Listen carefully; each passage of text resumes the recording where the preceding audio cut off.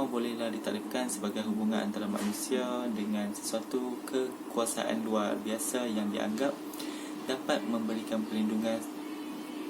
Secara ringkasnya, agama boleh dilihat dari dua sudut, iaitu substantif dan fungsional. Sudut yang pertama melihat agama dari segi bentuk dan amalannya, manakala sudut yang kedua iaitu fungsional melihat dari segi fungsi dan tujuan kewujudan agama tersebut. Saya Muhammad Hakimin bin Syam, 2190523 dari kelas 1 ZP45B, agama dalam kehidupan insan. Seperti yang kita tahu, dekat Malaysia ni ada 4 jenis agama, iaitu agama Islam, agama Buddha, Hindu dan Kristian. Manakala ada juga kepercayaan yang beragama, contohnya macam kepercayaan Taoisme, Confucius dan Animisme. Selain itu ada juga kepercayaan kebudayaan, macam contoh macam ada petua, latang larang, nilai, norma, mores dan folkways. Secara ringkasnya saya akan terangkan 4 agama yang tadi tu secara ringkas. First, agama Islam. Dari sudut terminologinya, selamat sejahtera dan aman dan damai. Istilahnya pula ialah kepercayaan kepada tiada Tuhan yang berhak disembah melainkan Allah Subhanahu Wa Taala, dan Nabi Muhammad SAW adalah pesuruhnya, serta kepatuhan kepada syariat Allah sama ada suruhan atau larangannya. Penganutnya terikat kepada konsep iman, Islam dan ihsan, serta rukun iman dan rukun Islam. Agama yang kedua ialah agama Buddha. Cara terminologinya, agama Buddha ni dia maksud yang bebas dari kejahilan, maksudnya awakened one. Pengasasnya ialah Siddhartha Gautama Buddha. Dia ada ajarannya ada 4. Kebenaran mulia mengenai alam. First, penderitaan. Second, penyebab kepada penderitaan.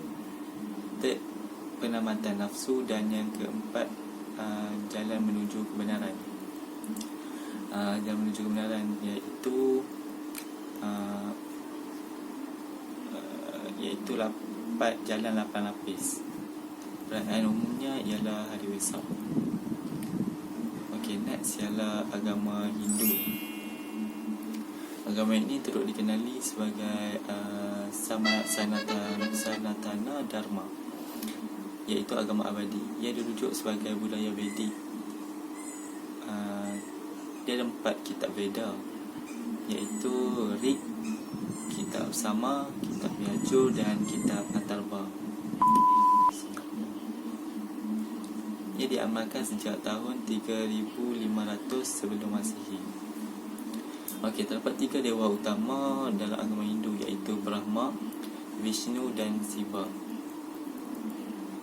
Antara ajarannya berkenaan tugas dan tanggungjawab setiap insan, kelahiran semula, perbuatan yang baik dan kebebasan dari putaran kelahiran dan kematian.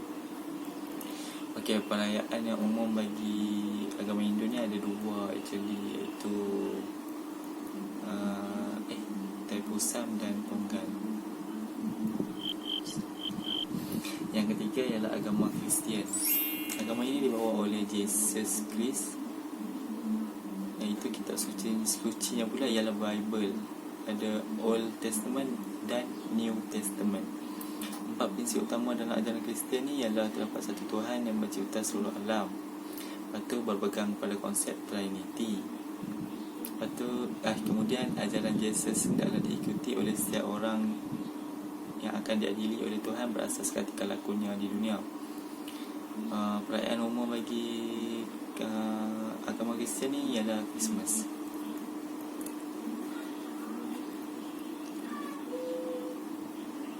Kemudian saya akan terangkan beberapa peranan agama dalam kehidupan insan.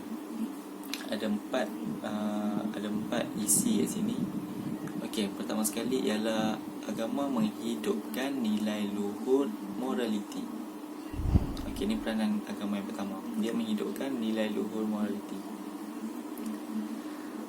Diturunkan agama kepada manusia ni, dia mempunyai agenda menghidupkan moraliti dalam rangka mengatur kehidupan manusia. Maksudnya agama ni dapat atur kehidupan manusia jadi lebih baik.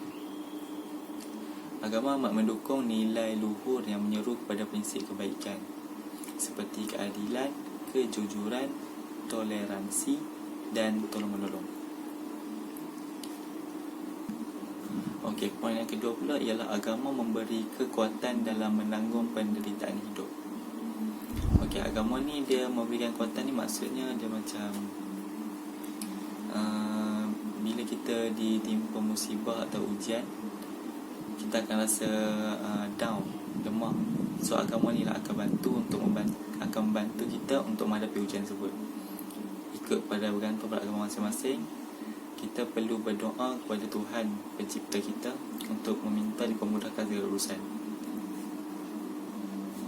Okey, untuk poin yang ketiga pula, agama ni menjadi peranan yang ketiga pula, agama dalam kehidupan insan ni pula ialah agama ni menjadi pegangan dalam pedoman hidup.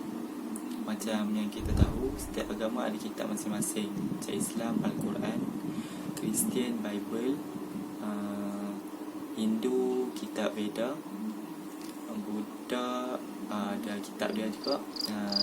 So dia akan jadi satu pegangan daripada pedoman. Maksudnya setiap kitab tu kita boleh study kitab tu untuk kita teruskan hidup kita. Maksudnya macam ada apa yang kita lakukan sekarang ni, apa yang perlu kita buat dan apa yang kita tak perlu buat, apa benda baik dan benda yang buruk. Itu maksudnya pedoman hidup. Okey, poin yang keempat pula ialah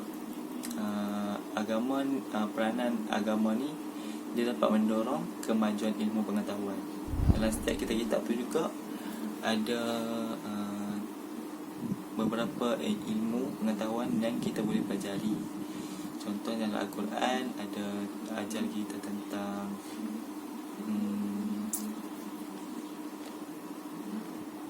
dalam Al-Quran ada ceritakan tentang kisah-kisah zaman dahulu yang kita boleh ambil sebagai ilmu pengetahuan. Maksudnya kita jangan ulang lagi benda yang buruk, benda yang baik tu kita ambil, kita lakukan pada masa kini.